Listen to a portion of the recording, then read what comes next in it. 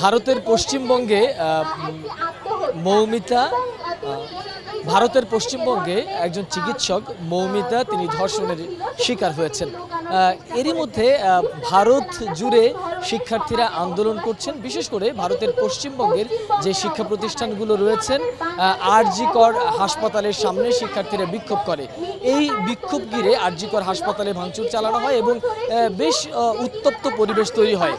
এমনকি ভারতের দিল্লি, হায়দ্রাবাদ সহ মুম্বাই সহ ভারতের আসলে বেশ কয়েকটি শহরেই আমরা দেখেছি যে শিক্ষার্থীরা বিক্ষোভ করেছেন এবং তারা মৌমিতা আর হত্যাকাণ্ডের আসলে বিচার চেয়েছেন। এই মেয়েটিকে ধর্ষণ করে তারপরে হত্যা করা হয়েছে। শুধু ধর্ষণ এবং হত্যা নয়, এমন নির্মমভাবে তাকে ধর্ষণ করা হয়েছে যেই বর্ণনাগুলো আসলে শিক্ষার্থীরা যখন দিচ্ছিলেন যে একটি মেয়েকে নির্মমভাবে আসলে বেশ কয়েকজনে মিলে ধর্ষণ করা হয়েছে, গলা টিপে তারপরে তাকে হত্যা করা হয়েছে ধর্ষণের পরে। সেই প্রতিবাদে শুধু ভারত না, ভারতের পরেও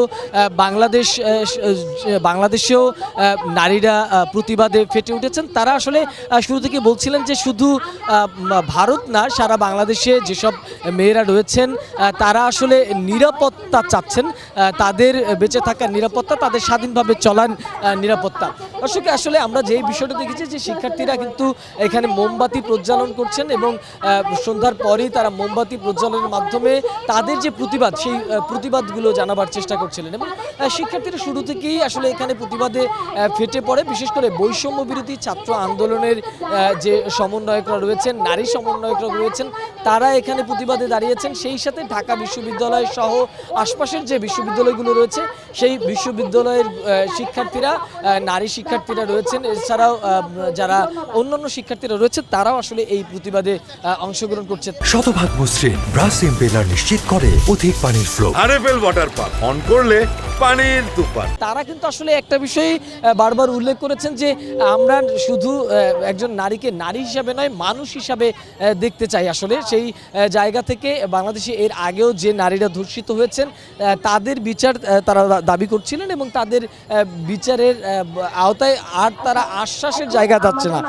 বিশেষ করে পশ্চিমবঙ্গের মুখ্যমন্ত্রী তিনি এই নারীর ধর্ষণের ব্যাপারে যে মন্তব্য করেছে সেই পশ্চিমবঙ্গের সেই মমতা ব্যানার্জির সেই মন্তব্যেরও তারা প্রতিবাদ করেছিলেন এবং তারা সেই প্রতিবাদেই এখানে আসলে দাঁড়িয়েছেন এবং তারা মোমবাতি প্রজ্বালন করে সেই প্রতীকী আসলে এই প্রতিবাদগুলো করছেন। বিশেষ করে তারা বলছিলেন যে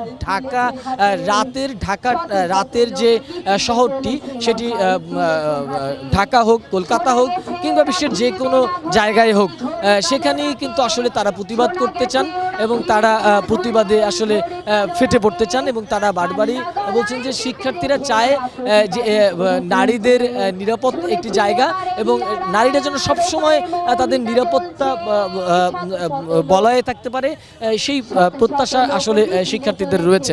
দর্শক, আপনাদেরকে আমরা ঢাকা বিশ্ববিদ্যালয়ের টিএসসির সামনে রাজু ভাস্কর্যের পাদদেশে শিক্ষার্থীরা যে বিক্ষোভ করছেন সেই বিক্ষোভটি আসলে আপনাদেরকে একটু দেখাবার চেষ্টা করছিলাম, যেখানে শিক্ষার্থীরা, বিশেষ করে নারী শিক্ষার্থীরা এখানে গান পরিবেশন করছেন। এর আগে মোমবাতি প্রজ্বালনের মাধ্যমে তারা প্রতিবাদ জানাচ্ছিলেন। এভাবেই প্রতিবাদ জানিয়ে আসলে তারা তাদের যে ভাষাগুলো সেই ভাষাগুলো আসলে তারা বলবার চেষ্টা করছিলেন।